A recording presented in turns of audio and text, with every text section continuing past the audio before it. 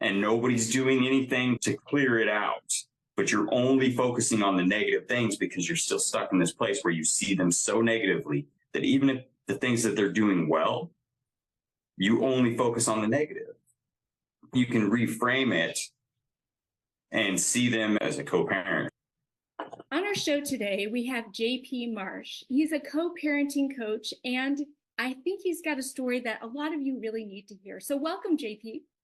Hi, thanks for having me. I'm happy to be here.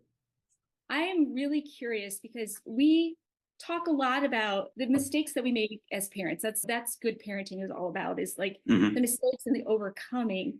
And when it comes to divorce, that's really emotionally charged and competitive. Sometimes it's just a hard situation to be in as a parent and still feel like you're parenting well. So for people who maybe don't really know about it, could you explain to our listeners a little bit about what co-parenting really looks like? So co-parenting is not limited to being in separate homes. You're essentially co-parenting even if you're still married and you're still together in all these things. And it's the compromise, the give and take of putting the kids first, raising them in certain ways. In my situation, lucked out, whereas my daughter's mother and I were raised in the same small town with the same sort of backgrounds, values, these things, those things, and the others. So we lucked out because I didn't have these difficult conversations, or we didn't have these difficult conversations that many people don't until it's too late. You know what I mean? Like when you're going into a relationship and you think that it's going to be a lifetime partner and these things and those things, you need to talk about 5-year plans, finances, discipline, the way that you're planning on raising children, the values that your family as a unit is going to have. And a lot of people don't discuss these things prior to actually moving in together, joining finances, buying property or assets together, having children, getting married, credit scores, and all these things will have massive effects on the type of relationship, the type of family unit, and the type of life you're going to have. So I got fairly lucky that we are in line with what's allowed, what's not allowed, the discipline. You know what I mean? We have the same sort of viewpoints on electronics, TV time, phones, standards for grades, standards for treating people, etiquette, yada, yada. But when you run into situations where one person is, more conservative as far as discipline, one person is more liberal as far as discipline, you're going to clash. And then it's going to cause problems. And even if the relationship deteriorates and you get divorced or you break up, you still are trying to raise a child, but you don't have an identity as a unit together to bounce off each other. And then that's where you start to see, in my opinion, some really negative effects on the type of children that you're raising and the type of adults that they're going to become. Because if you get divorced, they get to be 14, 15 years old, dad's house has rule structure, chores, this is how it is. Mom's gone all weekend at this boyfriend, that boyfriend's house, or whatever the case may be. I have free reign of the house, can do whatever I want, come goes the please, have no curfew, don't have to do chores, can have boys over. Obviously, they're going to choose one over the other. To each their own, raise your kid how you want. But statistically, that is not going to raise a competent, functioning adult. And then you run into other sort of things that can also add into that, or the side deals of it. You got your enabling or the shame because you think they blame themselves for the split up. So one parent lets them just run wild, or they become the friend instead of the kids, or they become the son husband type that never leaves home because he doesn't want to leave mom alone. You know what I mean? But co-parenting is essentially two people trying to be on the same page or raise the child, right? In a social standard environment or worldview, especially in the West, that you're not allowed to get along. You're not allowed to communicate efficiently. You're not allowed to be in a civil space. You know what I mean? And if somebody else comes into the picture, a step parent or something like that, you instantly are supposed to hate them, and it's supposed to be high conflict all the time. And it's not really the case. It's a lot more peaceful when you can just all get along and put the kids first and backseat all of your baggage and trauma from the relationship to start moving forward. So I was actually going to ask you what some of the pitfalls of co-parenting are, and I was thinking more in terms of divorce, but now that you've opened that door to that way, it does seem like disagreements in child rearing, in money spending, in curfews, and who your child hangs out with, those are all parenting issues that every parent has to deal with. And I think when you first get married and you first have your child, that's the last thing on your mind is, oh, we got to come to this agreement. But it's huge. It is huge. Right. So how do you help people when they realize that there's such a discrepancy in, let's say, like you were describing the rules of the house? How do you help people through that? Every situation and person are a little bit different. To start, you gotta get out of your own way and stop doing things in spite of the other parent from whatever your baggage from the relationship is, right?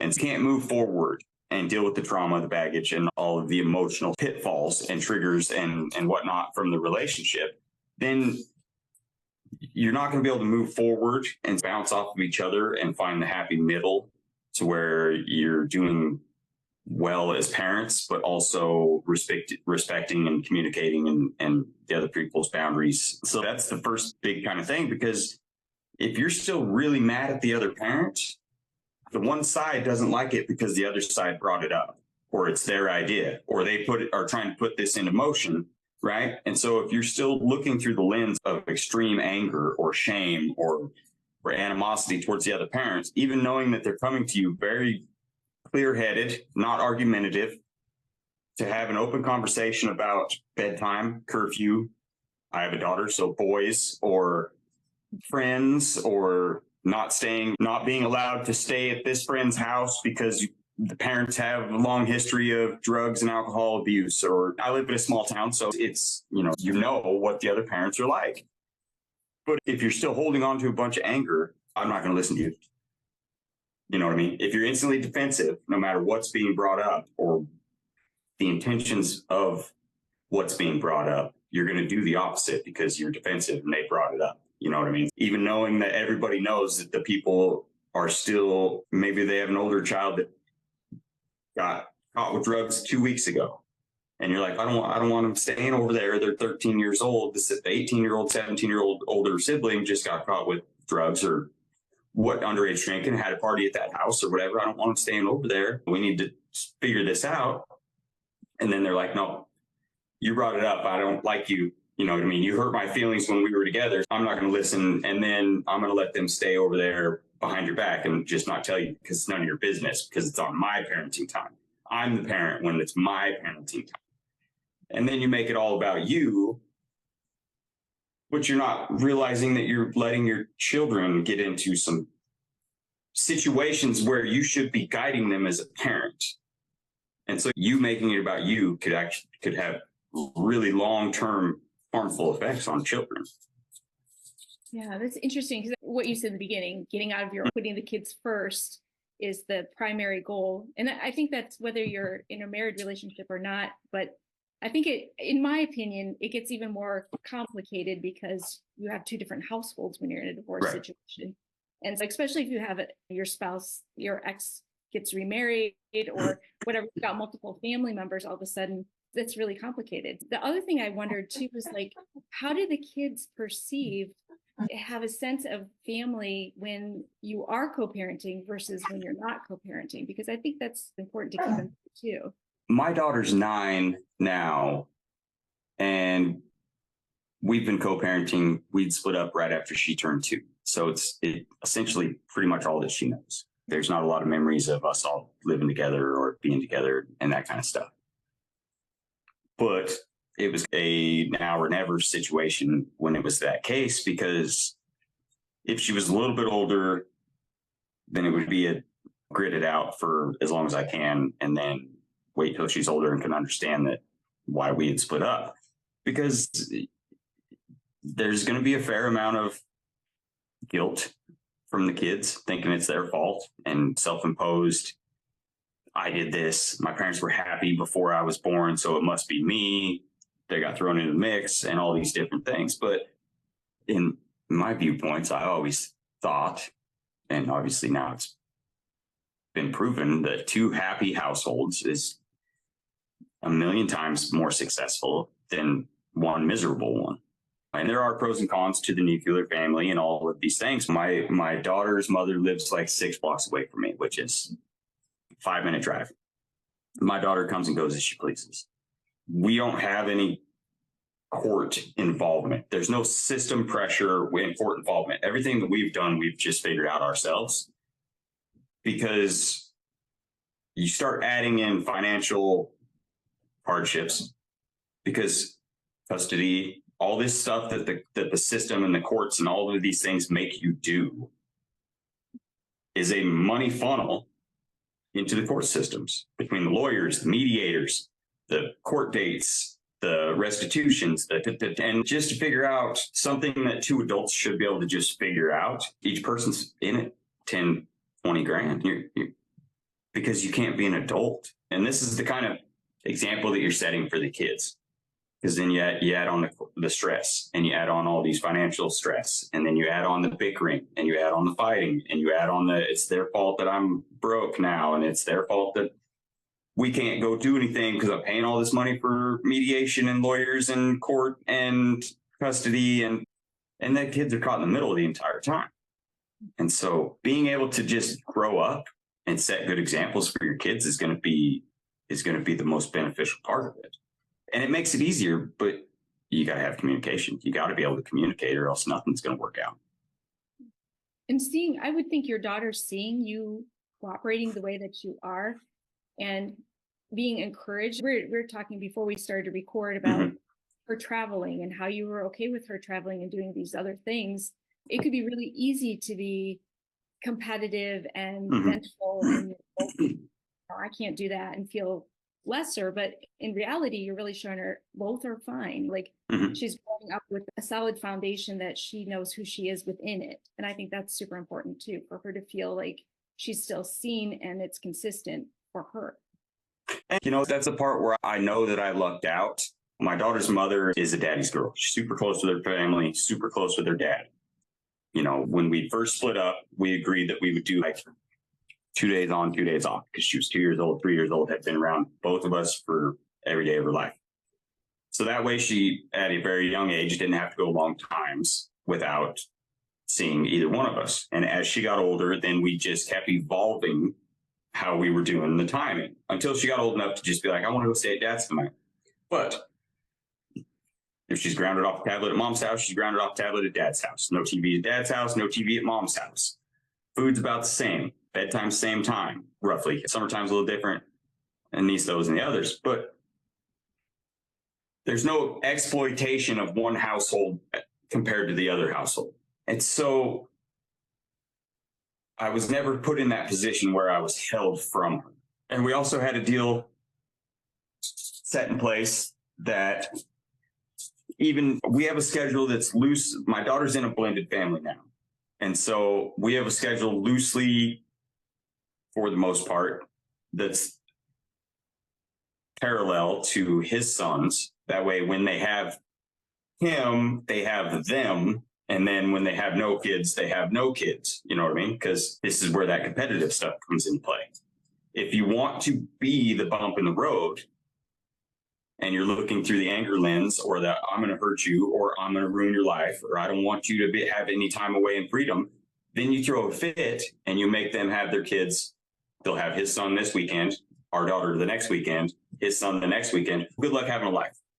You know what I mean? And then you just get to sit and be spiteful and giggle and do whatever. But really, you're just setting bad examples, because everybody's stressed. Nobody has any time to themselves, at least in that household kind of a situation.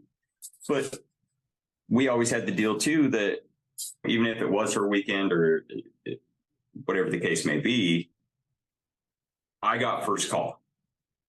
So if she had some girlfriends call her up and they were all going out, or even if she just was like, I just need a night off. It's okay to do it when you're married, but it's not all of a sudden like when you're not married, now you're a bad mom for being like, I need space. I've had a rough week, I just need to go do something else. But I got first call. So if I didn't have anything going on, I got the option to spend more time with my daughter. And vice versa was the same way. But you have to be in a place where you're not going to use that as ammunition later. Whereas so talking about the other parents saying they needed a day off from you. You run into a lot of situations, and it'd be like if I called her and said, hey, there's a mud bog deal or a demolition derby or something, Adeline doesn't want to go. Are you busy? And I do this a lot with work because there's weekends where I need to go into work and do these things. And say, hey, you got anything planned this weekend? Can I drop her off, go to work, whatever. I've never gotten that text or phone call later on saying, if you don't want her, maybe you shouldn't. If you can't have her on your time, maybe you shouldn't just have her anymore. You know what I mean? And those kinds of things never came up, but they do a lot when you're still stuck in this place of, being mad at the other person for something that you really need to let go of. Would you say a lot of the people that come to you for help are in that spot, and that's really like the biggest thing that you have to flush out for them? Yeah, because everybody is so focused on the past mistakes, and then they see everything through this clout of hurt feelings or anger, and then it becomes a deal where it becomes a snowball, and then everything starts getting clouded in this because things that have nothing to do with being a parent start also getting thrown into this snowball. Say if it's a situation where the husband, it was an infidelity deal and it has nothing to do with him being a parent, right? Then that will still be brought up, and you see it brought up all the time. And so then you got to get through a lot of that stuff and get out of that space of being able to blame this person or attack all these attacks on them and poke and poke and poke because, okay, he cheated. Infidelity was there. That caused the final thing and filed the paperwork for divorce or the split up or the breakup. But then you keep digging back and back. And you checked out of the marriage 2 years before that. And every time he was trying to plan a vacation with no kids, and you got so wrapped into being your identity as a mother that you forgot that you were a wife and a partner and your own person, that you guys didn't do anything together or for yourselves.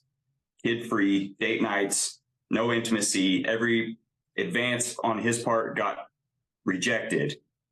But it's all his fault, right? And it takes two. And even with the co-parenting deal, everybody loves to say, my ex is a high conflict, or my ex-husband's high conflict. Bio dad's ex-wife is high conflict. And it's no, you all are. Because you were all feeding into it. And nobody's doing anything to clear it out. But you're only focusing on the negative things because you're still stuck in this place where you see them so negatively that even if the things that they're doing well, you only focus on the negative. But when you can reframe it and see them as a co-parent who's trying to, maybe they're not perfect, but you're probably not either. And it's just weird little reframing deals that people, once people can start to acknowledge them and get out of that space, because it's like, they're always late to drop off and pick up, always. And it's, you rag on them every week that you're doing drop off, that they're late. But what if you came at them from a different angle? Because they're just tuning you out at this point. They're not listening to you yelling at them. They don't care if you're mad at them because it's a constant. If they are early on time, or they do text you before they leave and say, hey, I'm going to be 15 minutes late or whatever, why not give them positive reinforcement? Be like, you know what? I really appreciate it when you think ahead, plan ahead, and show up on time, because it makes me feel like you respect my time and know that I have other things to do. And I really appreciate it. And then guess what? They start showing up on time all the time because they're not getting yelled at for being late. They're getting praised for being on time. Or it doesn't even have to be like, you don't even have to make a big deal out of it. Just, thanks for being on time. I'm crunched for time as it is. I appreciate it when you're here on time. load the kids up and go, rather than have this huge fight. You're always late. And then it's everybody's videotaping you on your phones in the Walmart parking lot because there's some mad woman having a freak out in the middle of the parking lot. So really, it's like trying not to be the person who's winning, trying to be somebody who's appreciative of what's being done well, and then communicating really expectations or things that you appreciate. And really those are like the fundamentals of being like a good friend, a good spouse, all this. But it is interesting that you said that people get caught up in what is so negative that it's almost, like I said, they have to win the war of what's going on. And all of that, your poor kid is like watching in the middle of it. Yeah. It's probably really hard to separate that out for people, I would think. It is. And then the other thing people don't understand is when you sit and poke and they poke back and then you poke and then it escalates, you essentially get two people throwing gasoline on a fire, but you're both hoping the fire is going to go out. And, getting people to quit engaging in negative behaviors and quit engaging in these things that are going to keep things in a place of misery. And I'm not saying you got to be best friends, but there's something to be said about civility, because as much as people don't want to be in that situation, people are unwilling to be the change to change that situation. Because when I started mine, it was fairly high conflict, because one or both of us would stew about it, all these poking back and forth, when really I was just being a baby and it was mostly my fault because I would instantly get defensive over stupid things. In my mind, I could justify being defensive, and then I would poke, and because that's how we were towards the last few months that we were together before we'd split up. And so that was how we spoke to each other, and that's how we interacted. And so it carried over until something had to change. But the reality was we weren't together anymore. And how we talked to each other before, that was a lot of the reason that the relationship deteriorated. And I had to reframe and change the way that I interacted with her so that it would essentially, she would mirror that back to me. But you got to quit talking to them like you're married to them still, or quit talking to them the way that you used to talk to them, and talk to them. So if the other parent likes to freak out to get the attention in the drop-off pickups, or likes to make these little pokes at you, if you don't give them the reaction that they're looking for, they stop looking for that reaction. Usually. It may take time, but they're going to stop looking for that reaction, or stop poking at you at least, because they're not going to get the reaction that they expect or look for. Makes sense. Yeah, that's probably, if I were to ask if somebody was considering trying to change their relationship and do more of co-parenting, that's one of the first, right, is getting a hold of the desire to attack the other person. And what else would you say were some other steps that they would need to take in order to get a co-parenting relationship going? Time is going to be a major factor, because if it's newer divorce, something like that, one person is going to be hurt a lot more than the other person, because typically one person checked out of that marriage 6 months to a year before the other person even knew that divorce was coming. And so then they're going to have to deal with that other person dating a lot sooner than they're ready to date, and seeing them doing these things that, oh, we just got divorced. Like, we just split up 4 months ago and she's already got a serious boyfriend or whatever, and I'm still hurt. But dealing with your own baggage and your own shortcomings, and be the change that you want the other person to join in and follow. And it's going to take time. You might cut the explosions and the big fights from twice a day to once a day. And it's going to take time, but you're breaking bad habits and trying to instill new habits. And just like working out at the gym or eating healthy or anything, it takes more time to break the bad habits and instill good habits and that kind of stuff. And then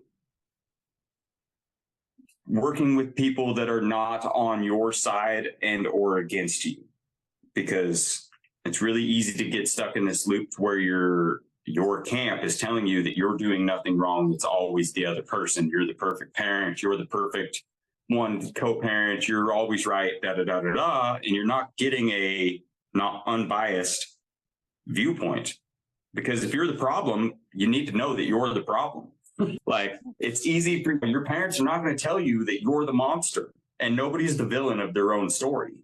And your friends are always going to say, oh, he's just a monster. It's his fault. There's no reason you should have to tell him that you got a new boyfriend that's living with you and his kids. You know what I mean? And it's like, how dare he get upset? It's your house, your rules. And so there's somebody living in the house with my kids. So obviously I deserve to know. And then with getting the deep dive into your own self, figuring out what your triggers are will make it easier to not get triggered. And then once you know what your triggers are, once you identify your triggers, then you can start communicating your boundaries. And you have to communicate them because nobody's a mind reader. I don't understand how people get mad when their boundaries are crossed, when they don't even say anything to the other person or express their boundaries to anybody. They just know that's my boundary. And then now I'm upset, right? But with the boundaries and the communication, what you deem as acceptable behavior on both sides and what is acceptable communication, acceptable lives, health, hygiene, monetary obligations, attendance at school functions and attendance at this and that, and all of these things. That my daughter was young after we had split up. We had set a boundary or a guideline that if I started dating somebody or if her mother started dating somebody and it was getting serious to the point where they were going to be around our daughter, we got to meet them first. And so we got to feel for that person before my daughter was ever around them. But that also eliminated my daughter coming home and being like, oh yeah, mom's new boyfriend is living with us now. And I didn't even know if she was dating anybody. You know what I mean? Now all of a sudden there's a strange man in the house with my daughter that I know nothing about. But you're not getting shocked you can set these sort of guidelines and don't double standard them though. If they can have a life, you can have a life. You can have a life, they can have a life. If you don't want them stalking you on social media, don't stalk them on social media. They're allowed to have a life. But those are the three, like, roll into each other. You got to get out of your own way and reframe your mind the way you see that person. And then you can start getting out of that revolving door of triggers and explosions. And then once everything's mellows out to where you can openly communicate, then you can start setting better boundaries. It makes it a lot easier because nobody is shocked by somebody else's decision. But that's even to be said, even if you're still married. Having a clear outline of what's deemed acceptable behavior, a united front guiding our children or child on the same page. Yeah. Tell us a little bit. I know that you have your own coaching, and if people may be curious about how you work with couples or individuals with the co-parenting aspects.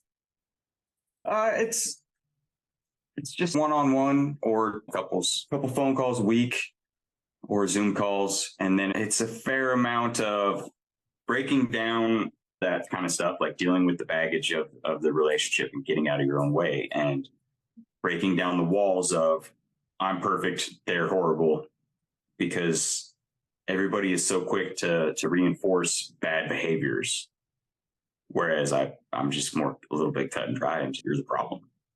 Because everybody just kind of wants to be right, and it's not really the case. But the downstream effects I fear for kids, especially in my mind, I essentially work for the kids because it's not their fault. They didn't ask to be born. You had kids. You chose to have kids. They didn't ask to be here. You chose to split up. They didn't ask to be caught in the middle. And there's a lot of things that I feel parents do that they don't even realize how detrimental it will be later in life for their kids, because essentially every kid tends to think that they're 50% mom, 50% dad. So they're sitting there getting hammered by both parents everywhere that they go, because the half of me that's dad is getting hammered on by mom nonstop and vice versa at dad's house. And then I have to be this person at mom's house and have to act like I don't like dad either. And I can't say that I love dad or miss dad. Fast forward 10, 12 years till they're 18, 19, 20 years old, and they don't have a clue who they are because they've had to pretend to be this person at mom's house, this person at dad's house. Now all of a sudden they go to college. They don't have to be either one of those people, but who are they now? And then they spend their whole 20s trying to figure out who they are when it should have been their teenage, adolescent years, figuring out who they are. And now you got a 35-year-old, 20-year-old.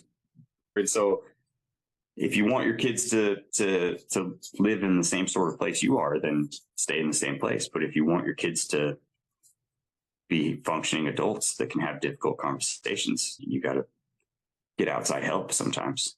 Mm-hmm. And so I do a lot of that kind of stuff. And then the exercises and books to read. And the way that you reframe, you can hack your brain, same as anything else. And so there's a lot of things that you can do daily, weekly, minutely to change the way that you perceive the reality that's around you. And I usually work with people for 6 months because I'm going to push you forward because you got to raise the kids and they need you now. You know what I mean? So that's a lot of it. And I think people listening probably can tell that you're going to straight shoot and tell them exactly what they need to hear. But I think your purpose and the forward future thinking of kids and what their lives could be versus what they can end up being is quite a bit different. Now, that's great. That's great. Okay. I know that they can get a hold of you on Instagram. Mm-hmm. Can you give them that information? It's JP Marsh, just without the A. It's just my name, but last name doesn't have an A in it. And that's the best place to reach me. I am not a big fan of social media, so I direct everybody for these kinds of deals to Instagram because I don't do anything personal on Instagram. And then if you have questions or scenarios, or I'm willing to just respond to people's questions if they have any. It doesn't necessarily need to turn into some sort of sales call. I delegate everybody there because it's easier to keep track. I'm not a big social media guy. That's okay. And they can message you there too, right? So they can message you chat that way too. Yeah. Good. JP, this has been super great to talk about, and I really appreciate your perspective and your honesty. I'm hoping people will reach out to you to ask you more questions. I'm sure we didn't hit all of them today. Yeah, thanks for having me. I really had fun.